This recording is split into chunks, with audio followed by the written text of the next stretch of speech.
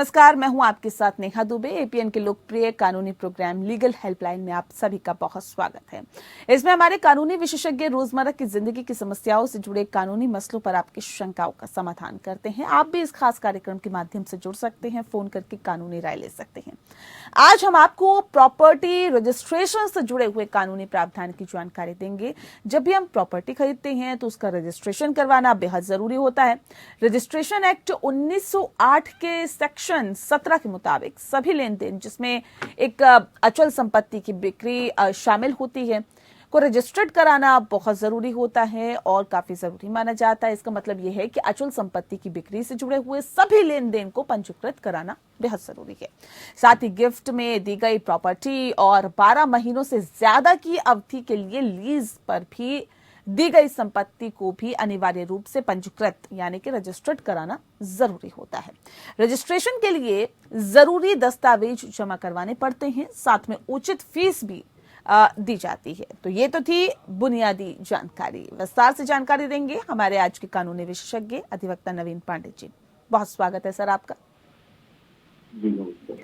जी, अगर आपका भी इस विषय से जुड़ा हुआ कोई भी सवाल है और अगर आप चाहते हैं कि प्रॉपर्टी रजिस्ट्रेशन से जुड़ा हुआ अपनी कोई आशंका है, जो शंकाएं हैं उनको दूर करें, और ऐसे में आप हमें कॉल कर सकते हैं। फोन लाइंस खुल चुकी हैं। नंबर आपको एक बार फिर से बता देते हैं, 012061273937 ये हमारा नंबर है। दूसरा नंबर हमारा है 012061273938। इन दोनों ही नंबर्स पर कॉल कर सकते हैं।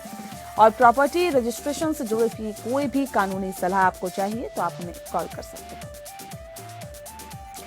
तो नवीन जी हमारे साथ जुड़ गए हैं। सीधा सवाल नवीन जी, संपत्ति पंजीकरण क्यों करवाया जाता है? किसी भी प्रॉपर्टी को जब हम लेते हैं तो रजिस्ट्रेशन कराना क्यों जरूरी होता है? सबसे पहले बताइए। जी नेहा जी, देखिए, संपत्ति जब हम खरीदते हैं तो उसमें दो चीजें होती हैं। पहला तो होता है कि हमें भौतिक कब्जा मिले संपत्ति का, लेकिन भौतिक कब्जा मिल जाना काफी नहीं होता है अपना मालिकाना हक साबित करने के लिए। मालिक, जैसे हम बाजार में जाकर के कोई फोन भी अगर खरीदते हैं तो केवल अगर हम पैसों का भुगतान कर दें दुकानदार को और फोन लेकर के हम चले आए, इससे तो ये साबित नहीं होता ना कि हम फोन के वास्तविक मालिक हैं, है ना।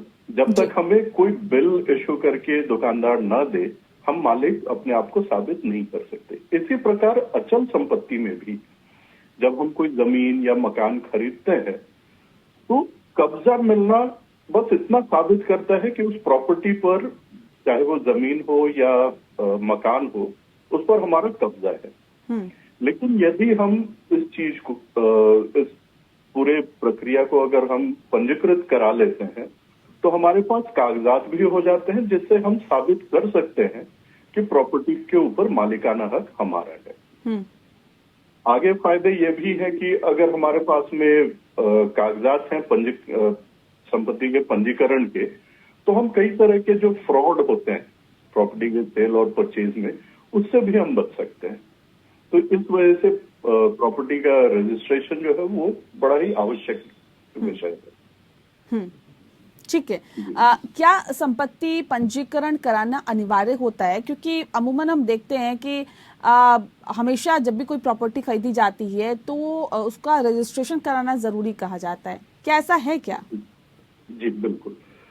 यदि हम रजिस्ट्रेशन एक्ट या हिंदी में पंजीकरण अधिनियम 1908 इसके सेक्शन 17 को देखें तो सेक्शन 17 के अनुसार वे सभी लेन देन जिसमें किसी भी प्रकार की अचल संपत्ति जिसका मूल्य 100 रुपए या उससे अधिक हो, ऐसी संपत्ति का यदि क्रय विक्रय हो रहा है या गिफ्ट दिया जा रहा है या किसी भी तरीके से मालिकाना हक हस्तांतरित हो रहा है, तो ऐसी परिस्थिति में रजिस्ट्रेशन आवश्यक होता है। इसके साथ ही साथ मान लेते हैं जैसे लीज डीड जब हम बनाते हैं तो लीज डीड में वैसे तो मालिकाना हक ट्रांसफर नहीं होता, उसमें सिर्फ प्रॉपर्टी को यूज करने के अधिकार ही दिए जाते हैं लड़की को। लेकिन सेक्शन 17 के मुताबिक यदि लीज डेट 12 महीने से ऊपर की अवधि के लिए बनाया जा रहा है तो उसका रजिस्ट्रेशन आवश्यक है। लेकिन अगर 12 महीने से नीचे या कम समय के लिए बनाया जा रहा है तो आवश्यक नहीं है। कुल मिलाकर ये कह सकते हैं कि यदि मालिकाना हक ट्रांसफर हो रहा है प्रॉपर्टी के अंदर तो रजिस्ट्रेशन तो करवाना ही पड़ेगा। ठीक है। ये स्टैंप ड्यूटी क्या होती है सर? हमेशा जब ये कहा जाता है कि आपकी प्रॉपर्टी का रजिस्ट्रेशन होगा या फिर आपकी प्रॉपर्टी रजिस्ट्रेट करवाई जाएगी, लेकिन उसमें कहा जाता है कि स्टैंप ड्यूटी के लिए आपको इतना पैसा पे करना है। ये स्टैंप ड्यूटी क्या होती है? नेहा जी, स्टैंप ड्यूटी जो है वो गवर्नमेंट को दिया जाने वाला एक प्रकार का टैक्स है जो कि डायरेक्ट टैक्स की कैटेगरी में आता है। अब अलग अलग राज्य में जो स्टैंप ड्यूटी है वो कितनी लगेगी, ये अलग हर एक राज्य में अपने अपने अलग अलग नियम है। स्टेट्स में जैसे 4% से लेकर के 10% के बीच में कुछ भी हो सकता है। स्टैंप ड्यूटी वो शुल्क है जो कि जो सेल परचेज या किसी भी तरह का जो ट्रांसफर हो रहा है प्रॉपर्टी के ओनरशिप राइट्स का या किसी भी तरह के राइट्स का, उस डॉक्यूमेंट को रजिस्टर हम करते हैं, है ना। उसके रजिस्ट्रेशन के प्रति गवर्नमेंट अपना टैक्स वसूल करती है। यही टैक्स जो है उसको हम स्टैंप ड्यूटी कहते हैं और इसका प्रमाण आमतौर पर जो हमें मिलता है वो स्टैंप पेपर के रूप में मिलता है। हम ड्यूटी पे करते हैं और स्टैंप पेपर्स परचेज करते हैं। स्टैंप परचेज करने के लिए जो पैसे हम खर्च करते हैं वही स्टैंप ड्यूटी है। ये स्टैंप पेपर भविष्य में ये भी साबित करेगा कि हमने स्टैंप ड्यूटी पे कर दी है पर्टिकुलर ट्रांजैक्शन के लिए। जी सर, ये बताइए कि बैनामा और बिक्री समझौता दोनों में फर्क क्या होता है? क्या अंतर होता है दोनों में? देखिए, ये बहुत ही बढ़िया सवाल पूछा आपने, क्योंकि आमतौर पर लोग बड़े कंफ्यूज होते हैं। जी जी। जो बिक्री समझौता है कई बार लोग उसी को बैनामा समझ लेते हैं, जबकि ऐसा नहीं है। इसमें जो प्रमुख अंतर है वो मैं आपको बताता हूँ। बैनामा जो होता है वो बेसिकली सेल डीड, उसको इंग्लिश में हम सेल डीड कहते हैं, और ये प्रॉपर्टी के ओनरशिप का एक्चुअल ट्रांसफर होता है, वास्तविक हस्तांतरण होता है स्वामित्व का इसमें। लेकिन बिक्री समझौता में ऐसा नहीं होता। प्रॉपर्टी का जो मालिकाना हक है वो नहीं जाता। वो सिर्फ एक एग्रीमेंट है दोनों पक्षों के बीच में कि भविष्य में किसी भी समय पर जो विक्रेता है वो प्रॉपर्टी का मालिकाना हक क्रेता को ट्रांसफर करेगा। ये तो पहला अंतर हो गया। दूसरा, सेल डीड जो होता है उसमें दोनों पक्ष, क्रेता और विक्रेता, दोनों के बारे में पूरी जानकारी होती है, जैसे उनका नाम, उम्र, पता या और भी कई सारी जानकारियां हैं जो कि आवश्यक होती हैं। बिक्री समझौते में वे सारे नियम और शर्तें लिखी होती हैं जिनके तहत प्रॉपर्टी को ट्रांसफर किया जाएगा। ये दूसरा फर्क हो गया। तीसरा फर्क है कि सेल डीड के जरिए प्रॉपर्टी के सारे अधिकार और हित नए मालिक के पास चले जाते हैं, जबकि बिक्री समझौता खरीदार को कुछ शर्तों की संतुष्टि पर संपत्ति खरीदने का अधिकार देता है। चौथा फर्क है कि खरीदार को सेल डीड को निष्पादित करने के लिए स्टैंप शुल्क और पंजीकरण शुल्क का भुगतान करना पड़ता है। सेल एग्रीमेंट सेल डीड से पहले आया था। इसमें गैर न्यायिक स्टैंप पेपर पर खरीदार और विक्रेता के दस्तखत होते हैं, लेकिन वास्तविक जो स्टैंप ड्यूटी होती है वो इस पर एग्रीमेंट टू सेल में हमें नहीं पे करना होता है। स्टैंप ड्यूटी सेल डीड बनाने के टाइम में ही, उसको रजिस्टर करने के टाइम में ही पे करना होता है। तो मुख्यतः ये चार अंतर हैं सेल डीड या बैनामा कह लें और एग्रीमेंट टू सेल में। लेकिन सर, अगर बैनामा नाकाम हो जाए तो ऐसे केस में क्या होता है? इंडियन रजिस्ट्रेशन एक्ट 1908 को अगर हम देखें तो किसी भी अचल संपत्ति जिसका मूल्य 100 रुपए से ज्यादा है उसका रजिस्ट्रेशन आवश्यक होता है। अब यहाँ पर हमें ये समझना होगा कि अगर हितों का ट्रांसफर करना है तो रजिस्ट्रेशन तो जरूरी है, क्योंकि जब तक रजिस्ट्रेशन नहीं होगा आप ये साबित नहीं कर सकते कि आप उस संपत्ति के मालिक हैं। अगर आपने कोई संपत्ति सही बैनामे के बजाय बिक्री समझौते के तहत खरीदी है तो उस संपत्ति में आपका कोई अधिकार या हित आपको नहीं मिलेगा।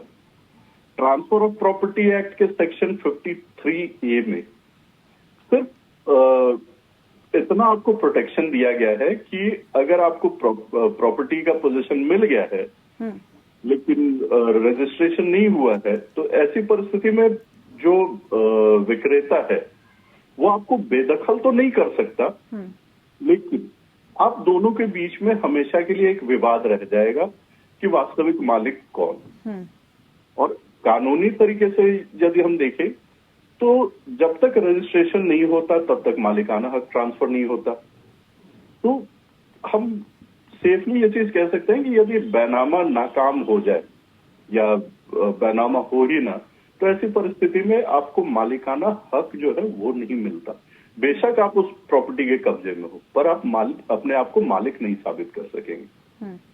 बिल्कुल। तो अगर बैनामा नाकाम हो जाए तो उस केस में क्या होता है ये बहुत बेहतर तरीके से नवीन पांडे जी ने बताया, और रजिस्ट्री से जुड़ी हुई तमाम और भी जानकारियां नवीन जी हमें देंगे। लगातार हमारे साथ बने हुए लीगल हेल्पलाइन आप देख रहे हैं। बहुत महत्वपूर्ण विषय हम लेकर आपके सामने हाजिर हुए हैं जो कि रजिस्ट्री के साथ जुड़ा हुआ है। अगर आप भी अपने सपनों का घर चाहते हैं और आप चाहते हैं कि उसमें कानूनी प्रक्रिया का भी पूरा पालन हो तो वो कानूनी प्रक्रिया क्या होती है, कैसे आप अपनी प्रॉपर्टी का रजिस्ट्रेशन करा सकते हैं, किन किन दस्तावेजों की जरूरत पड़ती है और क्या उसका प्रोसेस होता है। नवीन पांडे जी अधिवक्ता हमारे साथ लगातार जुड़े हुए हैं जो बहुत बेहतर तरीके से समझाने की कोशिश कर रहे हैं हमारे दर्शकों को कि आखिर क्या होता है रजिस्ट्रेशन कराना और कैसे कराया जाता है। नवीन जी, अभी तक तो आपने बहुत बेहतर तरीके से तमाम जानकारियां हमारे दर्शकों के साथ साझा की है, लेकिन अब ये बताइए कि रजिस्ट्रेशन कराने के लिए किन किन दस्तावेजों का होना बेहद अनिवार्य होता है। अगर लोग रजिस्ट्री कराने जाएं तो क्या क्या दस्तावेज चाहिए, क्या डॉक्यूमेंट्स चाहिए होते हैं? बिल्कुल नेहा जी, सबसे पहले तो दोनों पक्ष क्रेता और विक्रेता जी दोनों का पहचान पत्र।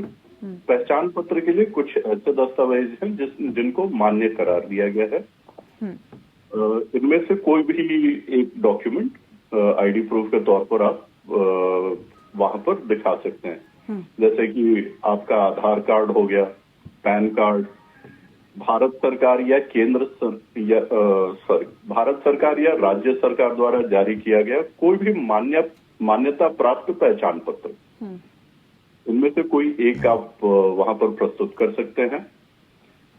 अब यदि जिस संपत्ति का पंजीकरण किया जा रहा है उनमें क्रेता या विक्रेता यदि स्वयं उपस्थित नहीं हो सकते और अपने प्रतिनिधि के द्वारा उपस्थित हो रहे हैं, मतलब जैसे मैं यदि सेल कर रहा हूं या परचेज कर रहा हूं और मैं पर्सनली प्रेजेंट नहीं हो सकता तो मैं अपने ऑथराइज्ड रिप्रेजेंटेटिव को भी भेज सकता हूं मेरे बिहाफ पर रजिस्ट्रेशन की फॉर्मेलिटीज को पूरी करने के लिए। ऐसी स्थिति में जो भी प्रतिनिधि हैं उनके पास स्पेशल पावर ऑफ अटॉर्नी या लेटर ऑफ अटॉर्नी ये होना भी आवश्यक होता है। इसके अलावा यदि पूर्व में आपके बीच में कोई एग्रीमेंट टू सेल बना हुआ है उसकी भी प्रति आपको वहां पर दिखानी होती है। साथ के साथ अभी कई राज्यों में प्रॉपर्टी कार्ड भी बनाया जा रहा है या कई जगह पे बनाए जा चुके हैं।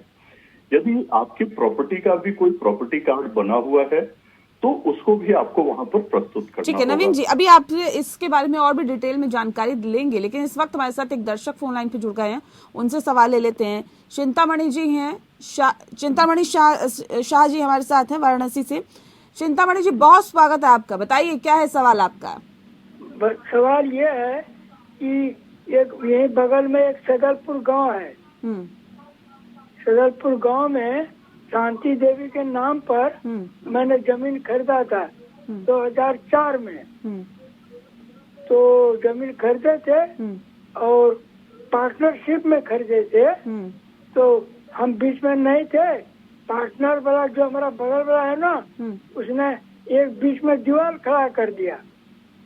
और जब हम आए, हम उसको अपनी जमीन नापते हैं। हमारा जमीन रजिस्ट्री है 9.25 बिस्सा। हमारी बात समझ रहे हैं? जी जी, सुन पा रहे हैं, बताइए आगे बताइए। हाँ, 9.25 बिस्सा जमीन है। अभी नापने पर हमको करीब 400 स्क्वायर फीट कम जमीन हमको मिल रहा है। ठीक है ठीक इसके है, लिए नवीन जी क्या जवाब करें? दे दीजिए जल्दी से। जितनी इनकी जमीन है, जितनी रजिस्ट्री है, उतनी भी जमीन इनको नहीं मिल पा रही है और उस पर कब्जा कर रखा है किसी और ने। कैसे किया जाए, क्या किया जाए? देखिए, यहाँ जो विवाद है इनका, वो बंटवारे को लेकर है, क्योंकि पार्टनरशिप में इन्होंने प्रॉपर्टी खरीदी है। तो दोनों पार्टनर ने जिस अनुपात में भुगतान किया होगा, उस अनुपात में दोनों की हिस्सेदारी बनती है। ये रजिस्ट्रेशन से संबंधित तो प्रश्न नहीं है, ये मूल रूप से संपत्ति के बंटवारे को लेकर के विवाद है। तो ऐसी परिस्थिति में इनको जो प्रॉपर्टी रजिस्ट्रेशन के जो डॉक्यूमेंट्स हैं, उनको लेकर के सिविल कोर्ट के अंदर जाकर इनको पार्टीशन ऑफ प्रॉपर्टी का एक सूट फाइल करना होगा और कोर्ट में ये सारे डॉक्यूमेंट्स दिखाएं, प्रॉपर सूट फाइल करें और अपने केस को आगे बढ़ाएं। इनको इनका हिस्सा जो है वो मिल जाएगा। जी बिल्कुल। सर ये भी बताइए, क्योंकि जिस बारे में आप बता रहे थे वो बहुत महत्वपूर्ण विषय था कि क्या क्या दस्तावेज जरूरी होते हैं जब आप रजिस्ट्री कराने अपनी प्रॉपर्टी की जाते हैं। उसी को आप कंटिन्यू रखिए। जी जी, उसमें सबसे पहला तो आपका पहचान पत्र होना आवश्यक है। बिल्कुल। यदि आप स्वयं उपस्थित नहीं हो सकते हैं, अपने प्रतिनिधि के द्वारा आप उपस्थित हो रहे हैं, तो आपके प्रतिनिधि के पास में पावर ऑफ अटॉर्नी या लेटर ऑफ अटॉर्नी या कोई भी ऐसा डॉक्यूमेंट वो मौजूद होना आवश्यक है जो ये कहता हो कि उस प्रतिनिधि के पास वो सारे अधिकार आपने दे रखे हैं कि आपके बिहाफ पर वो डॉक्यूमेंट एग्जीक्यूट कर सकें। इसके अलावा यदि पहले आपका कोई एग्रीमेंट टू सेल बना है, या कई बार ऐसा होता है कि जो भी हम भुगतान करते हैं उसके एवज में जो विक्रेता होता है उसने मनी रिसीट इशू किया हुआ है, तो ये सारे प्रूफ्स भी आप वहां पर दिखा सकते हैं। साथ के साथ आजकल कई सारे राज्यों में प्रॉपर्टीज का प्रॉपर्टी कार्ड भी बना हुआ है, तो वो प्रॉपर्टी कार्ड यदि आपके पास उपलब्ध है तो उसको भी आप वहां पर दिखा सकते हैं संबंधित अधिकारी के सामने। ठीक है, तो ये तमाम दस्तावेज चाहिए। हमारे दर्शकों को हम एक बार फिर से बता देते हैं, ये तमाम दस्तावेज चाहिए जो कि नवीन पांडे जी ने अभी बताया विस्तार से कि आप क्या क्या दस्तावेज लेकर रजिस्ट्री कराने अपनी प्रॉपर्टी की जा सकते हैं। इस वक्त हमारे साथ एक और दर्शक फोन लाइन पे जुड़ गए हैं, लोकेश जी हैं मध्य प्रदेश से हमारे साथ फोन लाइन पे जुड़ा हुआ है। लोकेश जी बहुत स्वागत है आपका, बताइए सवाल पूछिए अपना। जी सर, हेलो जी। हाँ मैडम, ऐसा है कि मैंने जमीन सोसाइटी के नाम से ली थी, संस्था की सोसाइटी के नाम से, जिनमें फादर मेरे अध्यक्ष थे और मैं सचिव। और फादर मेरे शांत हो चुके हैं लास्ट ईयर कोविड में। अब मैं वो जमीन अपने पर्सनल नाम पे लेना चाहता हूँ, तो क्रेता विक्रेता दोनों एक हो सकते हैं कि जैसे विक्रेता मैं था लोकेशन और मैं ही खरीदना चाहता हूँ, तो दोनों के एक ही जगह पे साइन हो जाते हैं रजिस्ट्रार ऑफिस में, क्रेता विक्रेता दोनों। नवीन जी देखिए, क्रेता और विक्रेता दोनों तो एक ही व्यक्ति नहीं हो सकता। सबसे पहले आप मुझे ये बताएं, ये जो जमीन है, ये जमीन किसकी है, मालिक कौन है इनके? लोकेश जी मतलब सोसाइटी के सदस्य भी हम लोग ही, मतलब मैं फादर अध्यक्ष थे, मैं सचिव, दो नाम से ली थी। तो जमीन, जहां तक मैं समझ पा रहा हूँ, जमीन का जो मालिकाना हक है वो सोसाइटी के पास है जी, है ना? तो यदि सोसाइटी के पास है तो जो भी सोसाइटी के अध्यक्ष होंगे या जो भी ऑथराइज सिग्नेटरी होंगे वो विक्रेता के स्थान पर हस्ताक्षर करेंगे और आप वहां पर आप क्रेता बन सकते हैं वहां पर। मैं क्रेता बन सकता हूं। जैसे अभी इस समय वर्तमान में मदर मेरी अध्यक्ष है, तो वो अध्यक्ष के रूप में वो साइन करेंगी और मैं क्रेता में करूंगा सर जी। और सचिव ठीक है लोकेश जी, अगर आप तो ऐसा जैसे करते हैं के और साइन थे पहले। हाँ जल्दी से पूछिए, बिल्कुल। Hello sir. हाँ जी बताइए। जैसे दो जने के सिग्नेटरी थे, तो अभी 2 के होंगे कि साइन क्रेता में अकेला हो सकते हैं? यदि दोनों उपलब्ध हैं तो फिर दोनों ही विक्रेता जो है वो साइन करेंगे। ठीक है लोकेश जी, उम्मीद करते हैं आपको अपने सवाल का जवाब मिल गया होगा। बहरहाल एक बार फिर से लौट जाते हैं अपने विषय पर, क्योंकि रजिस्ट्री से जुड़े हुए बहुत अहम जानकारी अपने दर्शकों को हम दे रहे हैं। नवीन जी लगातार बता रहे हैं क्या करना चाहिए, क्या नहीं करना चाहिए, कैसे रजिस्ट्री करानी चाहिए, कैसे प्रॉपर्टी को आप परचेज करते हैं तो किन किन चीजों का ध्यान रखना चाहिए। नवीन जी, रजिस्ट्रेशन की समय सीमा और इसकी फीस के बारे में थोड़ा बताइए। देखिए, जिन दस्तावेजों को अनिवार्य रूप से रजिस्टर्ड कराना है, उन्हें दस्तावेज के निष्पादन के 4 महीने के भीतर आपको रजिस्ट्रेशन के लिए प्रस्तुत करना पड़ेगा। यदि आप उस 4 महीने की समय सीमा के भीतर में प्रस्तुत नहीं कर पाते हैं, तो ऐसी परिस्थिति में आपको 4 महीने के बाद अगर आप जाते हैं तो आपको साथ में कॉन्डोनेशन ऑफ डिले का एप्लीकेशन लगाना पड़ता है।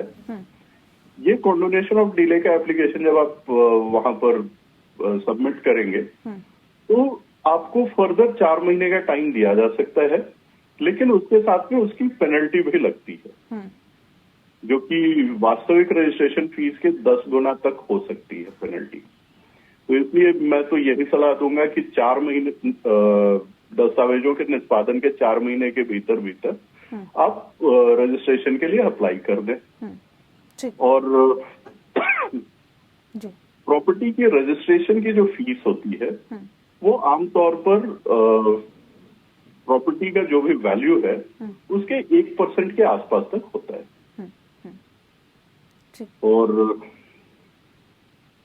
जी चलिए, बहुत विस्तार से आपने जानकारी दी नवीन जी, बहुत शुक्रिया आपका। मेरे पास समय की कमी है, बहुत शुक्रिया आपका हमारे साथ इस खास कार्यक्रम के माध्यम से जुड़ने के लिए और बहुत विस्तार से रजिस्ट्रेशन के बारे में बताने के लिए, रजिस्ट्री के बारे में बताने के लिए बहुत शुक्रिया। दर्शक भी हमारे साथ जुड़े, उनका भी आपने सवाल का जवाब दिया है। इसी के साथ लीगल हेल्पलाइन में इतना ही। नमस्कार।